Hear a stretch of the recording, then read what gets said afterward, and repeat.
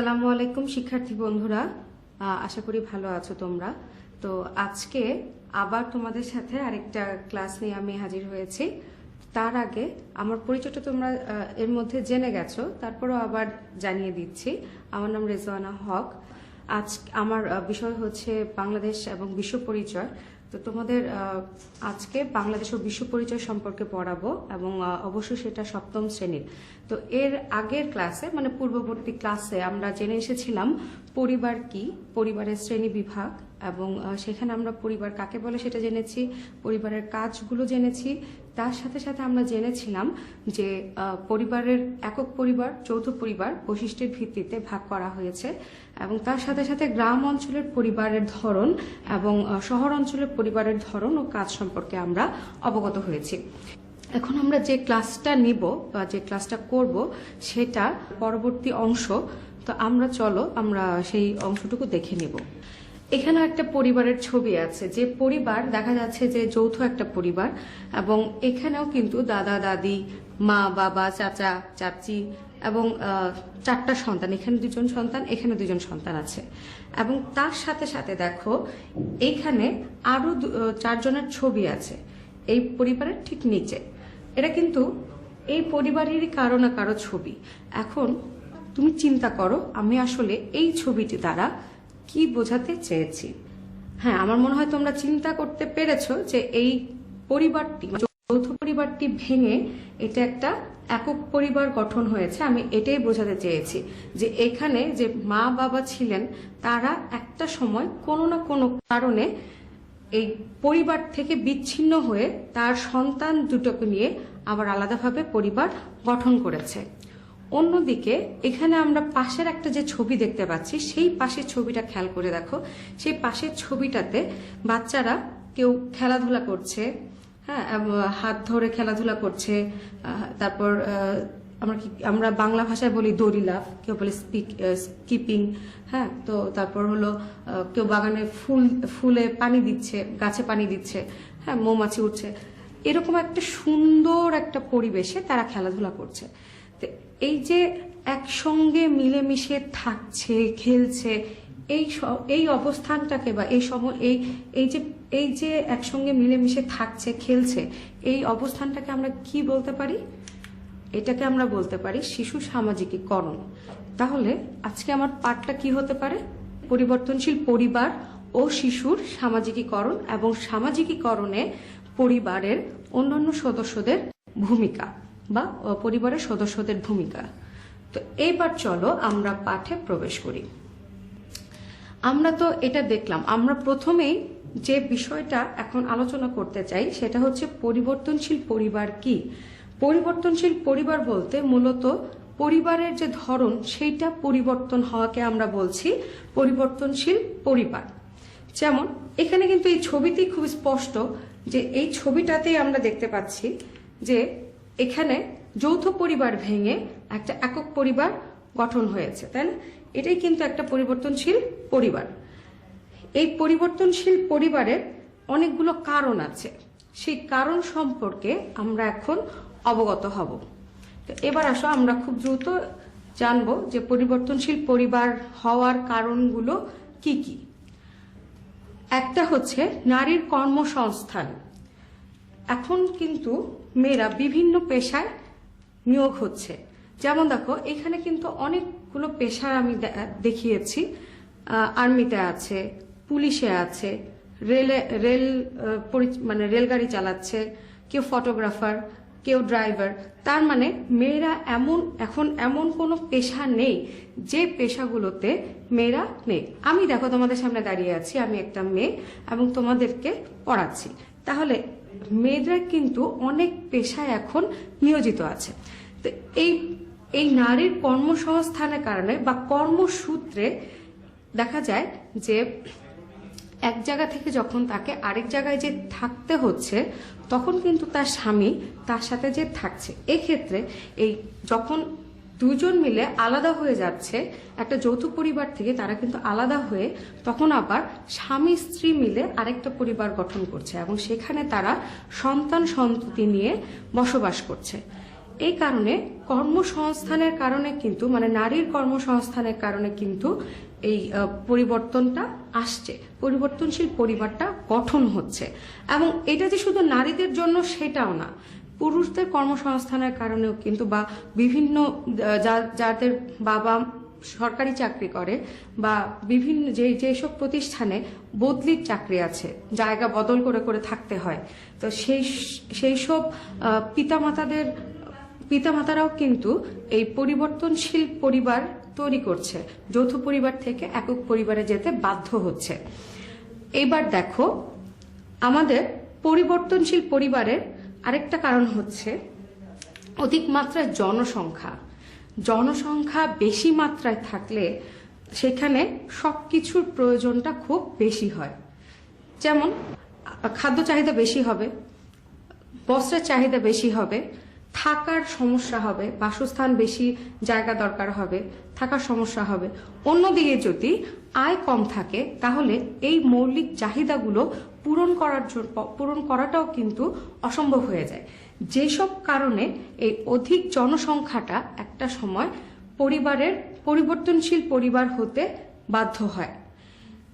তাই এই পরিবারটা একটা সময় ভেঙে আলাদা হয়ে সেটাকে আবার একক পরিবার হয়ে যাচ্ছে। এবার দেখো, বিবাহ বিচ্ছেদ একটা সামাজিক সমস্যা বলা যায়।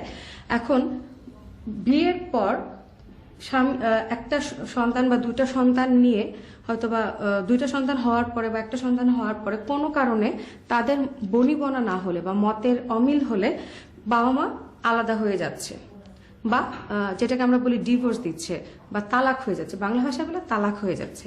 তো তালাক হয়ে যাওয়ার ফলে দেখা যায় যে বাচ্চাটা আসলে কার কাছে রাখবে।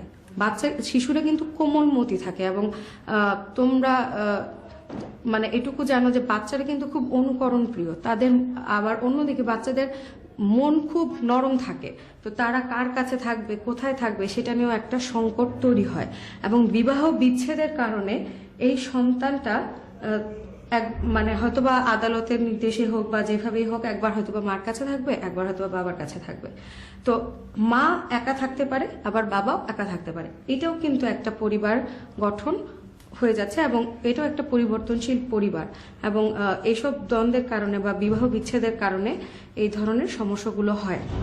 পারিবারিক দ্বন্দ্ব, যে কোনো বিষয়ে বাবা মার মধ্যে মতভেদ থাকলে পরিবারে বিভিন্ন পরিবারে বা সব পরিবারে এরকম দ্বন্দ্ব হতে পারে, কিন্তু দ্বন্দ্ব যদি চরম পর্যায়ে যায়, যেটা শিশুর সামাজিকীকরণে বা মানসিক বিকাশে সেটা প্রভাব ফেলবে।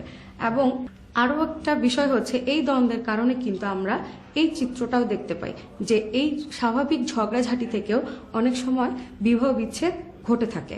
তো এই কারণে এই বিষয়গুলোর কারণে আসলে পরিবার আলাদা হয়ে যাচ্ছে, পরিবার থেকে শিশুরা বিচ্ছিন্ন হয়ে যাচ্ছে। তো একটা সময় আমরা কিন্তু যৌথ পরিবারে বাস করতাম বা যৌথ পরিবারই ছিল পরিবারের মূল ভিত্তি বলা যায়। তো এই যৌথ পরিবারটা আমরা তো দেখলাম যে নানা কারণে এটা ভেঙে ছোট হতে শুরু করেছে। বিশেষ করে আমরা যারা শহর অঞ্চলে বাস করি, এখানে ক্ষুদ্র পরিবার বা একক পরিবারটা বেশি দেখা যায়। অন্যদিকে গ্রাম অঞ্চলে কিন্তু যৌথ পরিবারটাই দেখা যায়। কিন্তু ইদানিং কালে মানে বর্তমান কালে দেখা যাচ্ছে যে গ্রামেও কিন্তু শহরের প্রভাবটা এসেছে। গ্রামেও এখন ক্ষুদ্র ক্ষুদ্র পরিবার গঠন হচ্ছে। জমির, আমরা বলেছিলাম যে জমির ভাগাভাগির জন্য হতে পারে, পারিবারিক দ্বন্দ্বের কারণে হতে পারে। এখন কিন্তু গ্রামেও একক পরিবার লক্ষ্য করা যায়। এবং মানে এই যে শিশু যে সামাজিকভাবে গড়ে ওঠা, সেটাও কিন্তু এখান থেকে ব্যাহত হয়। তো এবার আমরা জানবো সামাজিকীকরণ কাকে বলে। এবং আমি জানি তোমাদের সামনে, প্রত্যেকের সামনে খাতা আছে, খাতার মধ্যে এই বিষয়টা তোমরা লিখে ফেলবে। আমি এখন যে সংজ্ঞাটা বলবো সেই সংজ্ঞাটা এখনই লিখবে। সংজ্ঞাটা হচ্ছে, সামাজিকীকরণ কাকে বলে? ছোট থেকে বড় হতে যে প্রক্রিয়ায় শিশু সামাজিক মানুষ হয়ে গড়ে ওঠে তাকে আমরা বলছি, সেই প্রক্রিয়াটাকে আমরা বলছি সামাজিকীকরণ। এবার সামাজিকীকরণ মানে জন্ম হওয়ার পরে কিন্তু পরিবার থেকে সে সামাজিকীকরণটা শিখে আসে, পরিবারই তাকে শেখায়। যদিও বর্তমান চিত্র সেটা ভিন্ন। বর্তমানে আসলে বাবা মা দুইজনই চাকরি করার জন্য দেখা যায় যে শিশু সামাজিকীকরণটা সঠিকভাবে হয়ে ওঠে না।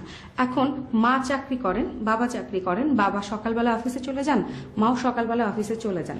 তো একটা শিশু কিন্তু একদম ছোট থেকে তার অভ্যাসগুলো গঠন করে এবং সে তার পরিবার থেকেই কিন্তু শেখে কিভাবে কথা বলতে হবে, কিভাবে খাবে, কিভাবে চলবে, কিভাবে তার সবকিছু পরিচালিত হবে। সে কিন্তু ছোটবেলা থেকে এই জিনিসগুলো শেখে।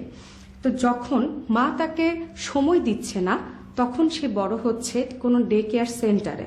তো ডে কেয়ার সেন্টারগুলো কিন্তু পরিবারের মতো অত আদর যত্ন করে তাকে শিখাবে না বা শিখাচ্ছে না, যে কারণে শিশু সামাজিকীকরণটা এখানে ব্যাহত হচ্ছে।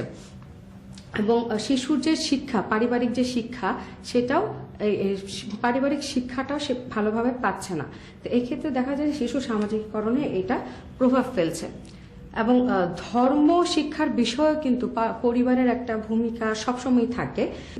যে পরিবারে মানে যে ধর্মের পরিবারে জন্মগ্রহণ করুক না কেন, মুসলিম, হিন্দু, বৌদ্ধ, খ্রিস্টান, যে পরিবারে সে জন্মগ্রহণ করুক না কেন, সে কিন্তু সেই পরিবার থেকে তার ধর্ম শিক্ষাটা গ্রহণ করে, তাই না? তো এই ধর্ম শিক্ষাটাও দেখা যাচ্ছে যে এখন বাসায় মৌলবি রেখে করা হচ্ছে, অথবা অনেক সময় ক্যাসেট প্লেয়ার ছেড়ে দিয়ে বা ভিডিও প্লেয়ার ছেড়ে দিয়ে সন্তানকে শেখানো হচ্ছে বা সন্তানরা নিজের উদ্যোগে শিখে নিচ্ছে। এতে করে কিন্তু আসলে সেই ভালোভাবে ধর্ম শিক্ষাটাও তারা পাচ্ছে না। এখানে যদি মা তাকে শেখাতেন যে কিভাবে নামাজ পড়তে হয়, কিভাবে অজু করতে হয়, কিভাবে কোরআনটা পড়তে হয়, বা বাইবেল বড় বা যেটাই হোক, যে ধর্মেরই যেটা হোক, বা পূজাটা কিভাবে করতে হয়, এইভাবে সেটা যদি একদম পরিবার থেকে সে শিখতো, তাহলে কিন্তু এটা আরো ফলপ্রসূ হতো। কিন্তু পরিবার থেকে না শেখার কারণে এটা অত দূর ফলপ্রসূ হচ্ছে না, যার কারণে মূল্যবোধের অবক্ষয়টা আমাদের সমাজে এখন বেশি দেখা যাচ্ছে। আরো দেখো যে এতদিন পর্যন্ত কিন্তু শিশু লালন পালন করাই ছিল পরিবারের অন্যতম দায়িত্ব, কিন্তু বাংলাদেশে এমন কিছু প্রতিষ্ঠান সৃষ্টি হয়েছে যারা শিশুকে যত্ন সহকারে পড়াচ্ছে এবং শেখাচ্ছে। তো তারপরও আমি বলবো যে বিভিন্ন ডে কেয়ার সেন্টারগুলো এই কাজগুলো করছে, কিন্তু তারপরও কিন্তু বাবা মার বিকল্প কখনোই হয় না।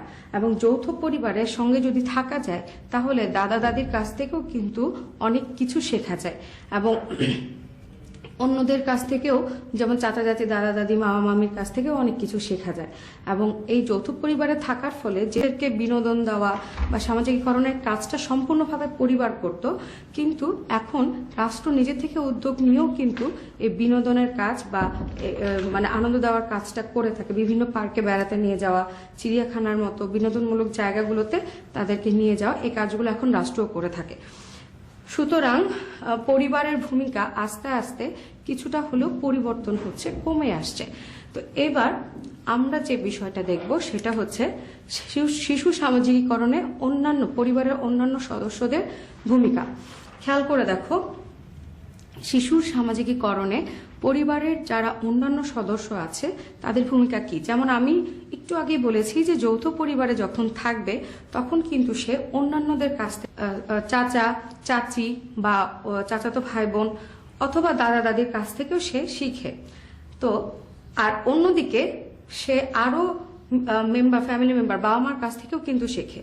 যেমন আমরা প্রধান কিছু বিষয় দেখাই, ছোটবেলা থেকে মা তার খাদ্যাভ্যাসটা গঠন করে দেয় এবং মার কাছে যখন সে থাকবে, মার কাছে থেকে কিন্তু সে কি খাবার খাবে সেটা কিন্তু মা রেডি করে দিচ্ছে এবং তাকে বোঝাচ্ছে যে সুষম খাবার খেলে তোমার শরীর ভালো থাকবে, তুমি সুস্থ থাকবে, বাইরের খাবার খাওয়া যাবে না। বলে না, আম্মু বলে তো, বার্গার খাওয়া যাবে না, পিজা খাওয়া যাবে না, তারপর হচ্ছে রোল খাওয়া যাবে না, তৈলাক্ত জিনিস খাওয়া যাবে না, অনেক কিছু বলে, তাই না? আমার আম্মু বলতো।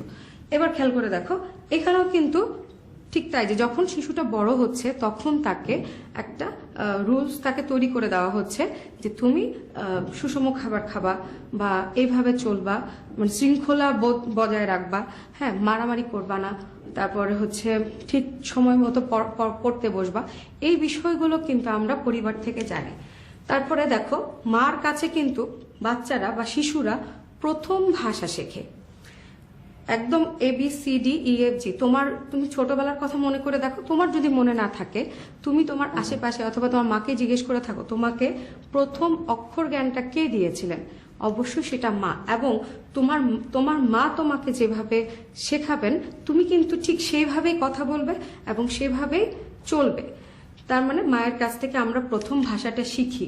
এবং আমরা যে সহযোগিতা করা, সহমর্মিতা বোধ, ধৈর্যশীলতা, সহিষ্ণুতা, এই সব কিছু কিন্তু আমরা শিখি এই পরিবার থেকে।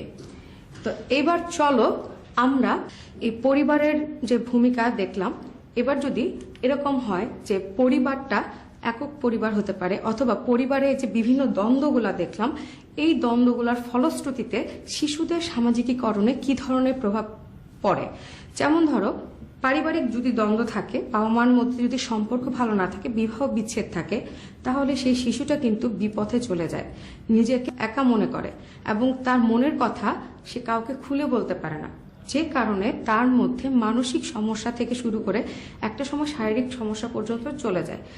মা কিন্তু আমাদের খুব কাছের বন্ধু, মা বাবা দুজনেই। তো আমি যখন তাদেরকে আমার কোনো সমস্যার কথা বলবো, স্বাভাবিকভাবে তারা চেষ্টা করবে আমাকে সেটা বুঝিয়ে দিতে বা আমাকে হেল্প করতে, সাহায্য করতে।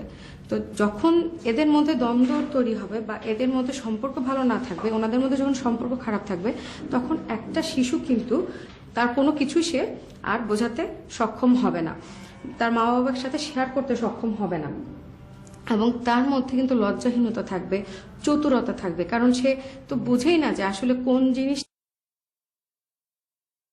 ভালো হবে। তো এগুলো হচ্ছে প্রভাব। এইবার খেয়াল করো, আমরা যে বিষয়গুলো পড়লাম, এই বিষয়গুলো নিয়ে আমাদের একটা মূল্যায়ন বা ছোট ছোট কিছু কোশ্চেন আছে, যেগুলো তোমরা এখন খাতায় উঠিয়ে নেবে, তুলে নিবে, এবং পরবর্তীতে অবশ্যই বাসায় বসে সেগুলো সলভ করবে। দেখো, একটা হচ্ছে পরিবর্তনশীল পরিবার বলতে কি বুঝো, যেটা সংজ্ঞামে প্রথমেই দিয়েছি। কি কি কারণে যৌথ পরিবার থেকে একক পরিবার সৃষ্টি হয়, কারণগুলো লিখবে। সামাজিকীকরণ বলতে কি বুঝো, যে সংজ্ঞাটা আমি তোমাদের খাতায় লিখিয়ে দিলাম। 4 নাম্বার হচ্ছে শিশুর সামাজিকীকরণে প্রথম ভূমিকা রাখেন কে। 5 নাম্বার হচ্ছে সঠিক সামাজিকীকরণের অভাবে শিশুর আচরণে কোন ধরনের প্রভাব লক্ষ্য করা যায় বা প্রভাব ফেলে। এবার আমরা একটা বাড়ির কাজ দেখব। বাড়ির কাজটা লিখে নাও।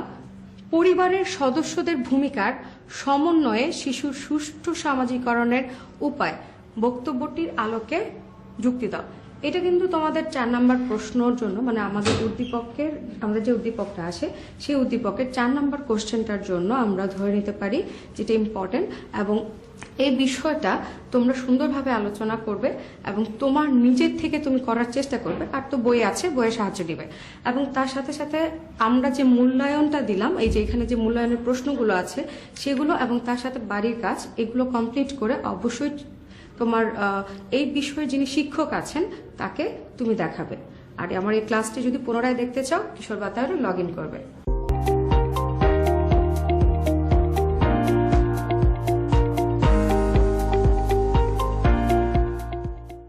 প্রিয় শিক্ষার্থীরা, আমার ঘরে আমার স্কুল এই অনুষ্ঠানে তোমাদের সবাইকে শুভেচ্ছা ও স্বাগতম জানাচ্ছি। আমি মোহাম্মদ জাহিদুল ইসলাম জাহিদ। আজকে 8ম শ্রেণীর শিক্ষার্থীদের গণিত বিষয়ের বীজগণিতিক সূত্রবলী অর্থাৎ 4র্থ অধ্যায়, এই অধ্যায়টি নিয়ে আমি তোমাদের সাথে থাকছি। তো আজকে আমাদের এই টপিকস বা আলোচনা শেষে আমরা বীজগণিতীয় সূত্র প্রয়োগ করে দ্বিপদী ও ত্রিপদী রাশির বর্গ নিরূপণ, সরলীকরণ ও মান নির্ণয় করতে পারবো। তো দেখো, বীজগণিতীয় সূত্র বলতে বোঝায় যেগুলো হলো বিভিন্ন গাণিতিক প্রতীক এবং অজ্ঞাত রাশির সাহায্যে আমরা যখন কোনো একটা নিয়মকে বা কোনো একটা সিদ্ধান্তকে মেনে নেই, সেই নিয়ম বা সিদ্ধান্তটাই হলো আমরা বীজগণিতিক সূত্র হিসাবে বলি, বা এই বীজগণিতিক সূত্র হিসাবে আমরা এটাকে প্রয়োগ করি। অর্থাৎ একটা বিস্তর কাজকে আমরা সূত্রের মাধ্যমে সংক্ষেপে শেষে প্রয়োগ করি। সব ক্ষেত্রে আমরা সেই কাজটাকে নিয়ে মানে বিস্তরভাবে আলোচনা করব না। যেমন দেখো, আমরা যদি এখানে a প্লাস বি এটাকে 2 বার গুণ করে দেই, এখন তাহলে কি হয় যে এটাকে আমরা লিখতে পারি এ প্লাস বি হোল স্কোয়ার। আচ্ছা, এখন এই এ প্লাস বি হোল স্কোয়ার অর্থাৎ দুইটা রাশির যোগফলের বর্গ, কথাটাকে যদি আমরা এইভাবে বর্ণনা করে ভাষাগতভাবে বলি, সেটা হলো দুটি রাশির যোগফলের বর্গ। তো দুইটা রাশির যোগফলের বর্গ, এখন এটা যদি আমরা একটু চিত্রের মাধ্যমে উপস্থাপন করি তাহলে কিভাবে হয় দেখো, যে একটা ক্ষেত্র যদি আমরা নেই, এই ক্ষেত্রটাকে ধরি যদি আমরা, যার দৈর্ঘ্য হলো, এটা হলো এ, আর এখানে আর একটা ক্ষেত্র নিলাম আমরা বর্গক্ষেত্র, যার দৈর্ঘ্য হলো বি। দেখো এই দুইটা ক্ষেত্র। তো এখন আমাদের যদি এইটাকে আমরা এভাবে বাড়িয়ে দেই, এখানে এইটাকেও বাড়িয়ে দেই, তাহলে কি দাঁড়াইলো দেখো, যেহেতু এটা বর্গক্ষেত্র তাহলে আমাদের এই যে বাহুর দৈর্ঘ্য আর এই বাহুর দৈর্ঘ্য এটা একই হবে, এটাও হলো বি। এই বাহুর দৈর্ঘ্য যদি এ হয় তাহলে এইটাও হবে কি এ। এখানে এই বাহুর দৈর্ঘ্যটা হলো আমরা এই বি এর সমান করে নিয়েছি, তাহলে এটাও হলো কি বি। এই অংশটুকু সমান, এটা হলো এ, আবার এই অংশ সমান এ। তাহলে এখানে আমরা দুইটা বর্গক্ষেত্র নিয়েছিলাম। এই বর্গক্ষেত্রটার ক্ষেত্রফল কি, তাইলে আমরা জানি বর্গক্ষেত্রের ক্ষেত্রফল হলো বাহু স্কোয়ার মানে এ স্কোয়ার। ঠিক একইভাবে এইটার ক্ষেত্রফল কি হবে, বি স্কোয়ার। তাহলে আমরা এই দুইটার ক্ষেত্রফল পেয়েছি, একটা হলো এ স্কোয়ার আর একটা হলো বি স্কোয়ার। এখন যদি আমরা পুরোটাকে একটা বর্গক্ষেত্র চিন্তা করি, কিভাবে বর্গক্ষেত্র চিন্তা করব দেখো, যে এই বাহুর টোটালটা হলো কি আমাদের এ প্লাস বি। দেখো এই অংশ এ, এই অংশ বি, তাহলে এই টোটালটা হলো এ প্লাস বি। যদি আমরা এই অংশটা চিন্তা করি, তাহলে এই অংশটাও হলো আমাদের এ প্লাস বি, কারণ এই অংশ হলো এ আর এই অংশ হলো বি।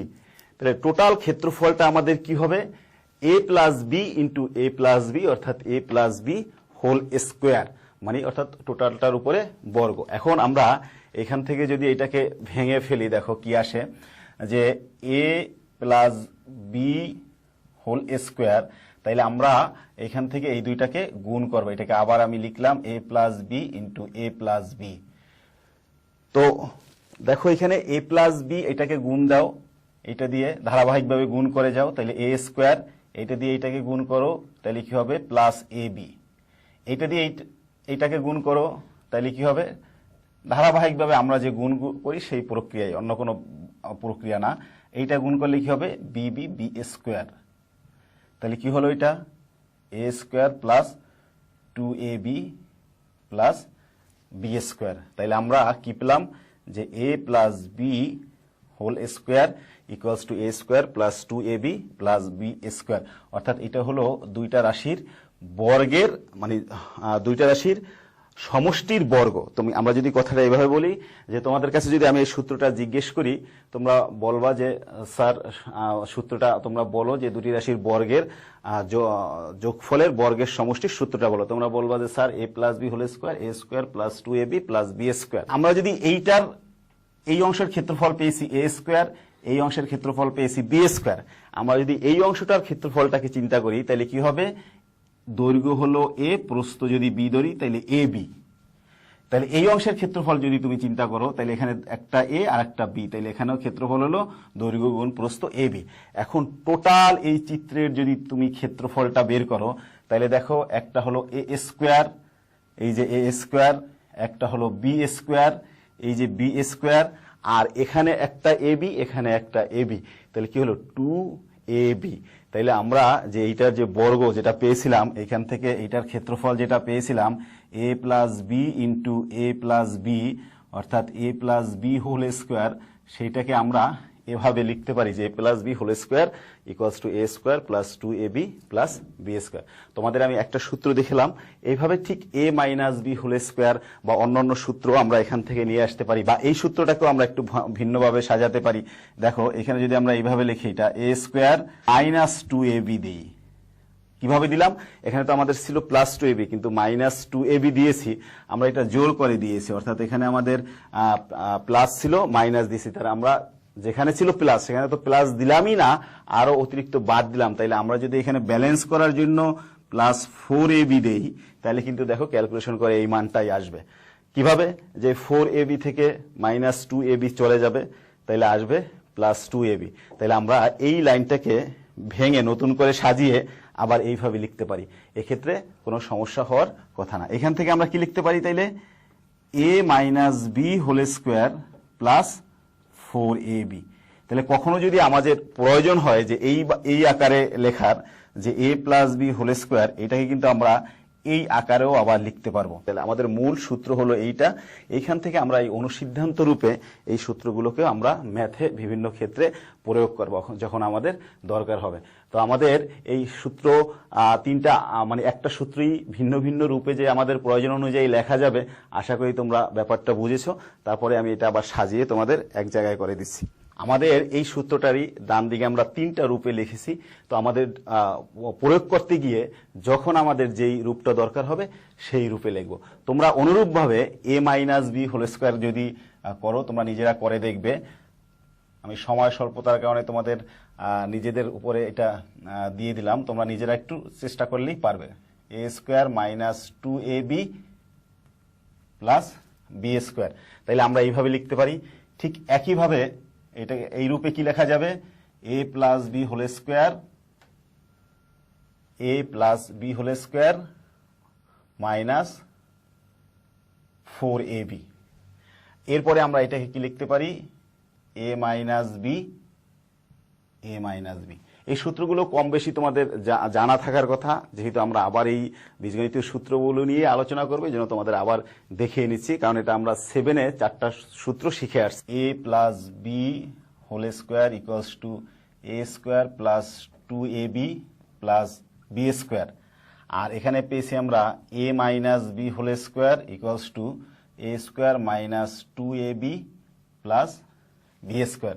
তো আমরা এটাকে যদি যোগ করে দিই, হোল স্কোয়ার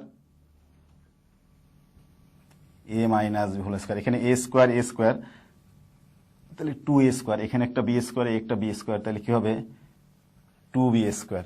তাইলে এখান থেকে তুমি এটাকে যদি সমাধানের নিয়ম অনুযায়ী একটু সামনে আগাও, দেখো কি হয়, 2 কমন নাও, তাহলে a square plus B square. তাহলে তুমি এই সূত্রটাকে এইভাবেও লিখতে পারো। তাহলে কি দাঁড়ালো, যে এইটা একটা আমরা সূত্র হিসাবে এটাকে ব্যবহার করব। আবার এই 2টাকে আমরা ভাগ আকারে এপাশেও নিয়ে আসতে পারি। কিভাবে দেখো, যে a plus B whole square plus a minus B whole square divided by 2 equals to a square plus B square, অর্থাৎ আমরা এই আকারেও লিখতে পারি। তো এগুলো আমরা অনুসিদ্ধান্ত হিসাবে, অর্থাৎ আমাদের মূল কিন্তু এই দুইটা সূত্র, সেই দুইটা সূত্র থেকে অনুসিদ্ধান্ত আকারে আমরা এইগুলোকেও প্রয়োগ করতে পারবো। এখানে আমরা কি করেছিলাম, এখানে আমরা এই দুটাকে যোগ করে দেখিয়েছি, যোগ করে আবার এরকম একটা সিদ্ধান্ত থেকে একটা অনুসিদ্ধান্তে আসা যায়। আমরা যোগ না করে এই দুইটাকে যদি বিয়োগ করতাম, তাইলে কি হয় দেখো, যেখানে a plus B whole square equals to a square plus 2ab plus B square, a minus B whole square equals to a square minus 2ab plus B square. তাহলে এখানে যদি আমরা এটাকে বিয়োগ করে দেই, তাহলে কি হয় দেখো, তাহলে বিয়োগ করলে চিহ্নগুলো আমরা জানি বিয়োগের ক্ষেত্রে, বীজগণিতীয় রাশির বিয়োগের ক্ষেত্রে চিহ্নগুলো পরিবর্তন করতে হবে। এভাবে যদি আমরা বিয়োগ করি, তাহলে এই চিহ্নগুলো আমরা চেঞ্জ করে দিই। তাহলে এখানে কি হয় দেখো, a plus B whole square minus a minus B whole square. আর এখানে এইটা চলে যাবে, এখানে ওই বি স্কোয়ার চলে যায়, তাহলে এখানে থাকে কি 4ab।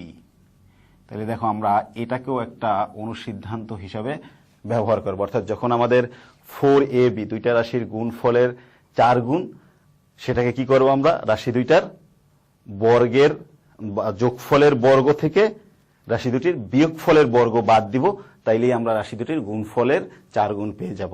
অর্থাৎ এভাবেও আমরা সূত্র হিসাবে বা অনুসিদ্ধান্ত হিসাবে আমরা ম্যাথে অ্যাপ্লাই করব যখন প্রয়োজন হয়। এটা কি আবার আরেকটু অন্যভাবে লেখা যায়, দেখো 4ab equals to a plus B whole square minus a minus B whole square. তাহলে এখানে ab 4টাকে যদি আমরা ভাগ আকারে নিয়ে যাই, এখানে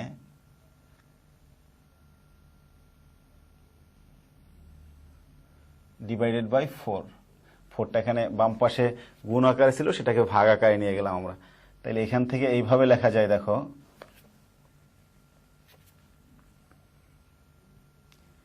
a plus b divided by 2 whole square. অর্থাৎ যখন আমাদের লবে একাধিক রাশি আর হরে একটা, তাহলে এই হরেরটাকে লবের প্রত্যেকটার জন্য আলাদা আলাদা করে দেওয়া যায়। তাহলে 4টা আমি এখানে নিয়ে আসলাম, আর এটা 4টাকে যেহেতু আমি এই স্কোয়ার অর্থাৎ ব্র্যাকেটের ভিতরে নিয়ে গেলাম, তাহলে অবশ্যই 2 লিখতে হবে, অর্থাৎ এটাকে বড় করলে আবার 4ই হবে। আর এখানে হবে মাইনাস, তাহলে a minus b divided by 2 whole square. অর্থাৎ দুটি রাশির গুণফলকে যখন আমরা এভাবে লিখতে চাই, অর্থাৎ দুটি রাশির বর্গের বিয়োগফল রূপে যখন লিখব, তখন আমরা আবার এই অনুসিদ্ধান্তটা কাজে লাগাবো। তো আশা করি তোমরা যে এই অনুসিদ্ধান্তগুলো বুঝে ফেলছো। দেখো এখানে আমরা পেয়েছি a plus B whole square equals to a square plus 2ab plus b square. তুমি যদি এটাকে বাম পাশে নিয়ে আসো, a plus B whole square minus 2ab, তাহলে ডান পাশে থাকে a square plus b square. তাহলে আমরা এটাকেও একটা সূত্র হিসাবে ইউজ করব, অর্থাৎ a square plus b square equals to a plus B whole square minus 2ab। একইভাবে আরেকটা পেয়েছিলাম আমরা a minus B whole square equals to a square minus 2ab plus b square. তাহলে এখান থেকে আমরা লিখতে পারি a minus B whole square plus 2ab equals to a square plus b square. এইটাও একটা অনুসিদ্ধান্ত হিসাবে আমরা ব্যবহার করব, বিশেষ ক্ষেত্রে মান নির্ণয়ের ক্ষেত্রে আমাদের এগুলোর বেশি প্রয়োগ হয়। তো আমরা a স্কয়ার প্লাস b স্কয়ারে এভাবে লিখতে পারি, আবার a স্কয়ার প্লাস b স্কয়ারকে এইভাবে লিখতে পারি। আর একটু স্মরণ করো, আগে আমরা আরেকটা ভাবে দেখাইছি। তাহলে একই দেখো যে আমরা এই a square plus b square এটাকে কয়টা রূপে লিখতে পারি, a plus B whole square minus 2ab, a minus B whole square plus 2ab। আর একটা রূপ পেয়েছিলাম আমরা a plus B whole square plus a minus B whole square divided by 2। তাহলে দেখো এখানে আমরা যে এই একটা, অর্থাৎ এখানে কি যে দুইটা রাশির বর্গের সমষ্টি, আর এখানে কি দুটি রাশির সমষ্টির বর্গ। কথাটা কি দেখো যে আমরা যদি এটাকে ভাষাগতভাবে বলি, তাহলে কথাটা কিন্তু আলাদা। এখানে কিন্তু তোমার এইভাবে চিন্তা করে মানে জিনিসটা বের করতে হবে বা মনে রাখার জন্য। এটা হলো দুটি রাশির সমষ্টি, আগে তোমরা জানো যে ব্র্যাকেটের কাজটা আগে, তাহলে এখানে হলো দুটি রাশির সমষ্টির বর্গ, আর এখানে বর্গের সমষ্টি। তো এইভাবে দুটি রাশির বর্গের সমষ্টি যদি হয়, তাহলে সেটাকে আমরা 3টা প্রক্রিয়ায় লিখতে পারি। একটা হলো a plus B whole square minus 2ab, a minus B whole square plus 2ab, আর একটা হলো a plus B whole square plus a minus B whole square divided by 2। এখন স্বাভাবিকভাবেই প্রশ্ন আসে যে তুমি একটা ম্যাথ সলিউশনের ক্ষেত্রে 3টা রূপে পেয়েছো, তুমি কোনটা ইউজ করবা। এটা অবশ্যই তোমার যা কিছু দেওয়া থাকবে এবং তোমার কাছে যা চেয়েছে সেই অনুযায়ী এই সূত্রটাকে প্রয়োগ করতে হবে। যেমন আমি যদি তোমাকে একটা কোশ্চেন করি, যে এখানে আমি বললাম যে a plus b equals to দেওয়া আছে 4, আর হলো ab ইকুয়ালস টু দেওয়া আছে 1। তাহলে যদি আমি তোমাকে a স্কয়ার প্লাস বি স্কয়ারের মান নির্ণয় করতে পারি, তাহলে কোন সূত্রটা আমরা অ্যাপ্লাই করব? তোমরা একটু চিন্তা করো, দেখো কোনটা অ্যাপ্লাই করবে। অবশ্যই দেখো যেখানে a স্কয়ার বি স্কয়ার চেয়েছে, মানে এটা চেয়েছে a প্লাস বি দেওয়া আছে আর এ বি দেওয়া আছে, তার মানে আমার এই সূত্রের সাথে এটা যায়, যার কারণে আমরা এটা দিয়ে করব। আবার যদি এরকম না থেকে দেওয়া থাকতো a মাইনাস বি এর মান 4, এ বি এর মান দেওয়া আছে, a স্কয়ার বি স্কয়ারের মান নির্ণয় করতে বলছে, তখন কিন্তু তোমার আর এটা দিয়ে হতো না, কারণ এখানে মানটা দেওয়া আছে a মাইনাস বি এর। তাহলে সেক্ষেত্রে কি করতে হবে? তোমাকে এই সূত্রটা অ্যাপ্লাই করতে হবে। আবার এরকম যদি থাকে যে a plus b 4, a minus b 1, a minus b এর মানটা হলো 1, তোমার a স্কয়ার বি স্কয়ারের মান নির্ণয় করতে বলছে, তখন কি হবে? তখন তোমার এই সূত্রটা প্রয়োগ করতে হবে। অর্থাৎ তোমার যে সকল তথ্যপত্র দেওয়া আছে তার সাথে ম্যাচিং করে নিতে হবে। তুমি স্বাভাবিকভাবে একটা পোশাক কিনলে তার সাথে ঈদের পাঞ্জাবি কিনেছো, তার সাথে টুপিটা ম্যাচিং করে পরো, পাজামাটা ম্যাচিং করে পরো। তো তোমার যেসব ডাটা দেওয়া থাকবে সেগুলোর সাথে ম্যাচিং করে সূত্রটাকে অ্যাপ্লাই করতে হবে। আশা করি তোমরা এই জিনিসটা মানে ক্লিয়ার এবং এই সূত্রগুলোর অ্যাপ্লাই করতে পারবে। তো আমি এইখানে বর্গের দুইটা সূত্র থেকেই অনেকগুলো অনুসিদ্ধান্ত দেখিয়েছি আমরা। আমাদের মূল সূত্র কিন্তু আমরা শিখছি এইটা একটা আর এইটা একটা। এই সূত্র থেকে অনেকগুলো অনুসিদ্ধান্ত দেখো, আমাদের আরো দুইটা সূত্র, অর্থাৎ 3 নম্বরের সূত্রটা হলো a square minus b square a plus b a minus b. এটা গুণ করলে এটা চলে আসে, তোমরা করে দেখবা। আর 4 নাম্বারটা হলো যে x plus a x plus b যদি হয় তাহলে কি প্রথম রাশিটার বর্গ হবে, এরপরে দ্বিতীয় রাশি দুইটার যোগফল, তার সাথে প্রথম রাশি এবং পরে দ্বিতীয় রাশি দুইটার গুণফল, অর্থাৎ ভিন্ন রাশি দুইটার গুণফল। তো শিক্ষার্থী বন্ধুরা, আজকে আমরা যে বর্গ সংশ্লিষ্ট বীজগণিতীয় যে 4টা সূত্র, সেই সূত্র 4টি কিভাবে আসছে সেগুলো নিয়ে আলোচনা করলাম। আশা করি তোমরা বুঝতে পেরেছো। তো এই বর্গের প্রথম যে সূত্র, সেই সূত্রের আলোকে তোমাদের একটু কাজ দিয়ে দিচ্ছি, ছোট্ট কাজ, তোমরা অবশ্যই করবে। এই কাজগুলো করবা, অর্থাৎ 4.1-এর 1 এবং 2 যেখানে রয়েছে বর্গ নির্ণয় এবং সরলফল নির্ণয়। আশা করি তোমরা এগুলো পারবে। এছাড়াও তোমরা যদি আমার এই ক্লাসটি আবার পুনরায় দেখতে চাও তাহলে ফেসবুক পেজ আমার ঘরে আমার স্কুল নামে এখান থেকে দেখে নিতে পারো এবং সেখানে তোমরা কমেন্ট করে তোমাদের মতামত জানাতে পারো। এছাড়া ইউটিউব চ্যানেল রয়েছে আমার ঘরে আমার স্কুল, সেখান থেকেও দেখে নিতে পারো। আর তোমাদের যদি কোনো সুচিন্তিত মতামত থাকে সেটা আমাদের মেইল করে জানাতে পারো। আর আশা করি তোমরা এই সরকারের স্বাস্থ্যবিধি এবং স্বাস্থ্য অধিদপ্তরের স্বাস্থ্যবিধিগুলো মেনে বাসায় অবস্থান করবে এবং নিয়মিত পড়াশোনা করবে। তো সবাইকে অভিনন্দন ও শুভেচ্ছা জানিয়ে আজকের মতো বিদায় নিচ্ছি। আল্লাহ হাফেজ।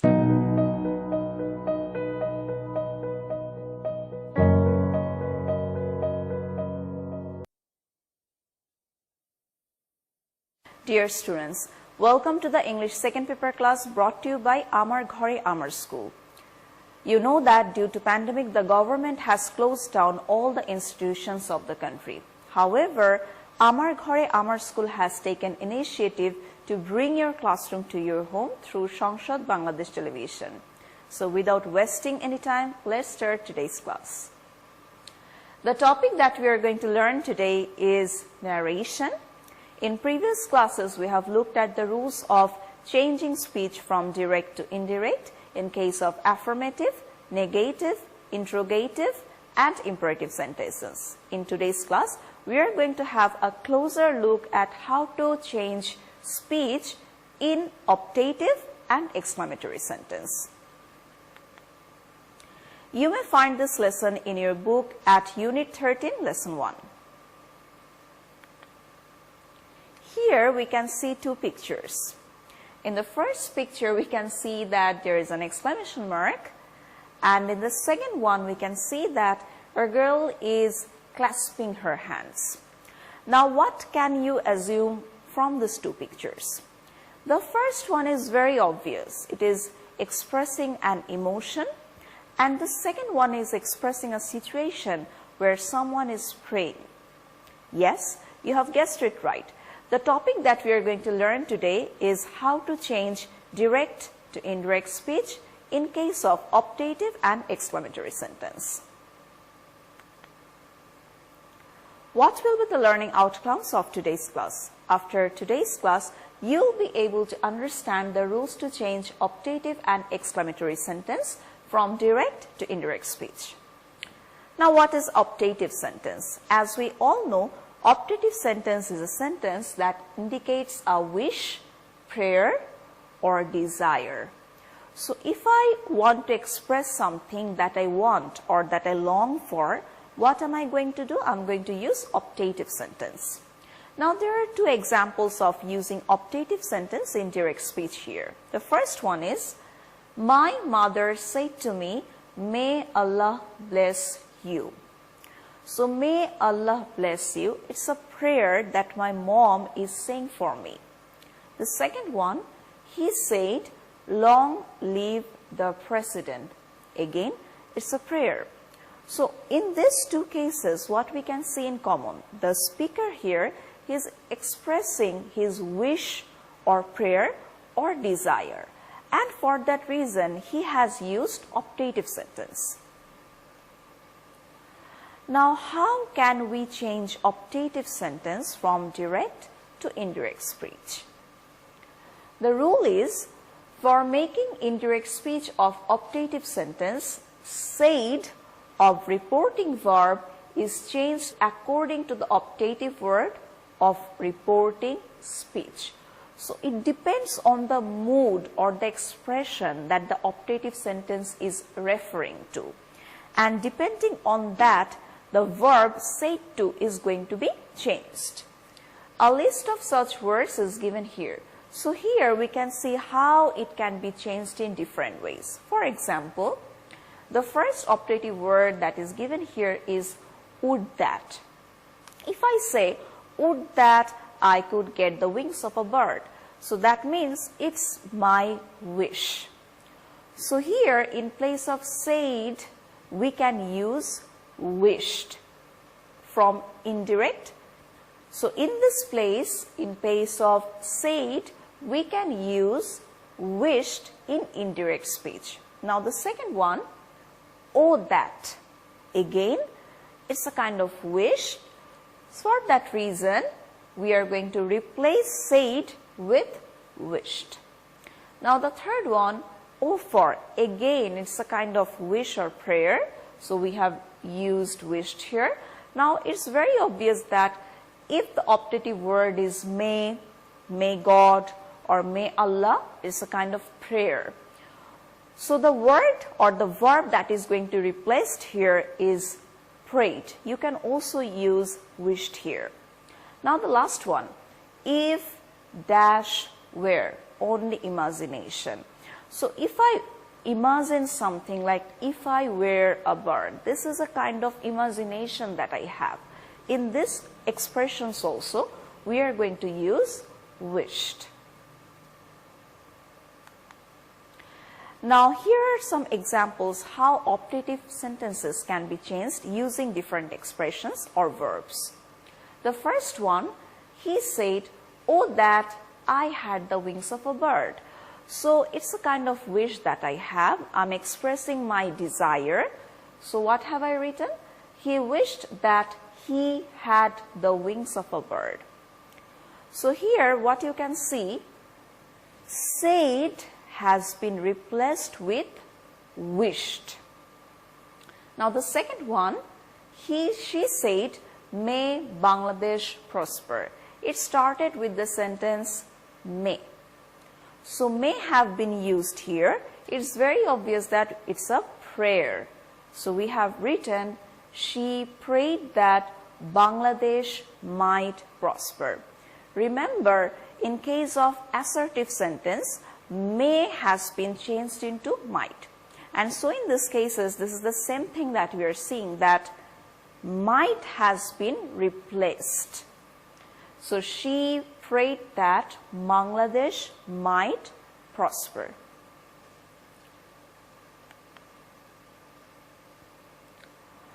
Now, moving on to exclamatory sentence.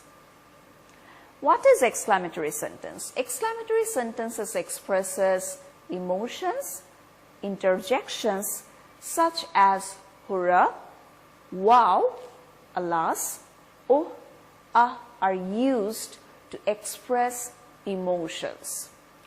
The word that is used to join clause. So exclamatory sentence always expresses sudden emotion or outburst of emotion. So it must be something that is sudden. And how you are going to identify that? It's very easy to identify because it's going to have exclamatory sign at the end. Rules for conversion of exclamatory from direct speech sentences into indirect speech sentences. The first rule is exclamatory sentences changes into assertive sentence. I hope you remember the rules how to change assertive sentence from direct to indirect speech. So the same rules of narration, That means changing of tense, changing of pronoun is going to be applied in here too. Interjections are removed. Exclamation mark changes into full stop. Words like what, how are removed, and before the adjective of reported speech we put very. Changes of tenses, pronouns, adjectives will be according to the previous rules as we have seen in assertive sentence. So I'm repeating the rules once again. What we have to do, we have to identify the sentence at first if it has exclamatory sign at the end. Then if it has exclamatory sentence, we are going to change it into assertive. That means the exclamation mark will be removed. Interjections, parts of speech that do not have any particular meaning, that are used to express emotion, they are known as interjections. So this type of interjections are going to be removed. Exclamation mark will be changed into full stop. What, how, this type of expressions will be omitted, and before the adjective we are going to use very. And the last one is the changes of tense, the change of pronoun, the change of other time expressions will be same according to the changes that we follow in assertive sentence. Let's have a closer look at the rules now. In exclamatory sentences, reporting verb is changed into exclaimed with joy, sorrow, anger, surprise. That is going to be used. So depending on the mood of the sentence, depending on the expression or the emotion that are being referred to, we are going to use exclaimed with joy, sorrow, anger. Sentences will be changed into statements. So as you remember, I mentioned before that in narration, when you are changing the speech from direct to indirect, in indirect speech, all sentences will be in assertive form. Exclamatory symbols, oh, hi, las, are removed. So any kind of interjections, they are going to be omitted or deleted. Connective that will be used. So we are going to use that as a conjunction or a linking word. Now here there are some moods given, and we have also shown how it can be changed. Sorrow in reported speech. So the direct speech, if it is expressing sorrow, if it is expressing a mood that is sorrowful, what are we going to do? We are going to write exclaimed with sorrow, grief, or we can write exclaimed sorrowfully or cried out. Now the second mood, happiness in reported speech. So if the reported speech expresses joy, happiness, then we are going to write exclaimed with joy, delight, or exclaimed joyfully. Now the third mood is surprise. So if something amazes you, if something surprises you, you will write exclaimed with surprise, wonder, or astonishment. Now if the mood is something that is appreciation and it is being expressed strongly, then we are going to write applauded. For example, bravo. In this case, the expression bravo has been used to express appreciation. For that reason, in indirect speech, what we can write? We can write applauded. Now here are some examples how direct speech has been changed into indirect one in case of exclamatory sentence. For example, the first one. He said, how beautiful the place is. Exclamatory sign, exclamation mark has been given at the end of the sentence. So it's very easy to identify that it is an exclamatory sentence. Now how we have changed it? I have written, he exclaimed with joy that The place was very beautiful. Now focus on here. He exclaimed with joy. Why joy? Because it's a nice place. That means it is something that is delightful. For that reason, we have written exclaimed with joy. You can also write exclaimed with happiness here. That has been used as the connective. And then we have used very before the adjective because we have how here. How beautiful the place is. So we have written the place was very beautiful. Now why was? Remember, in case of assertive sentence, what have we learned? We have learned that in case of assertive sentence, if the tense is present indefinite, it will be changed into past indefinite. For that reason, is being replaced with was here. Now the second example. Rohan said, "Hurrah, we have won the match." Again, it's exclamatory. Rohan exclaimed with joy that they had won the match. Again, it's a situation where happiness have been expressed. For that reason, I have changed it. Rohan exclaimed with joy. That has been used as a connective. They had won the match. Now remember, we have won the match. It's in present perfect. So we know that in case of assertive sentence, if the tense is present perfect, we are going to change it into past perfect. And that's exactly what it has been done here. That they had won the match. So we have used the subject they, we have used had, and we have used the past participle of the verb won. Now there's an interesting thing here. In both cases, in both indirect speech, the exclamation mark has been removed and we have used full stop. And the whole structure has been changed into assertive. So do not forget to use full stop in indirect speech. Now the expression of alas.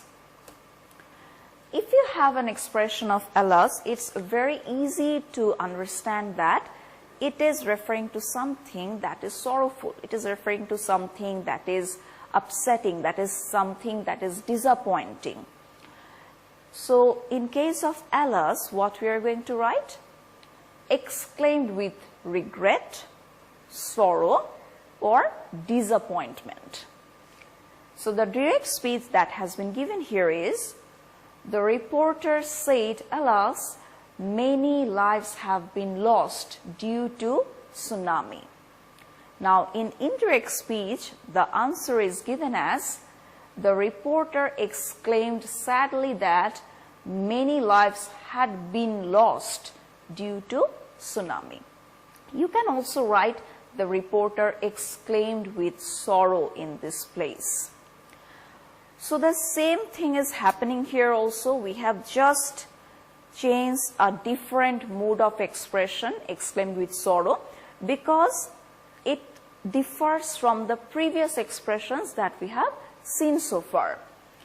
Many lives have been lost, have been lost. That means it's in present perfect in passive voice. That's why we have written had been lost, past perfect in passive voice, due to tsunami.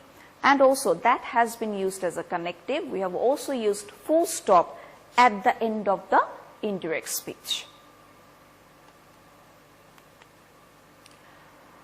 Now what can we do in case of other expressions? Let's have a closer look.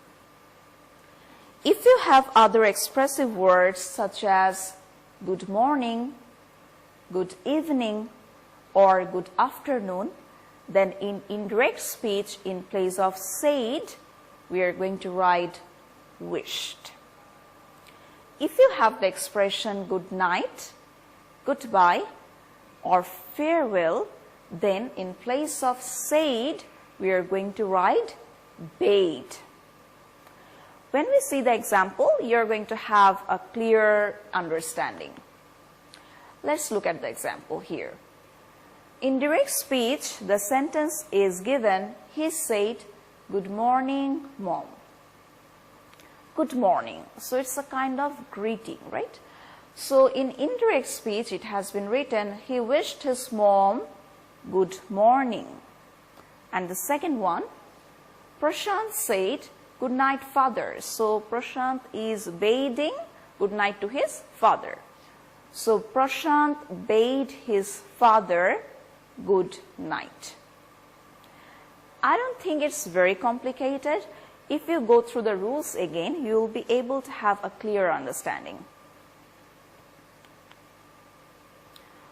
So let's check what you have learned in today's class.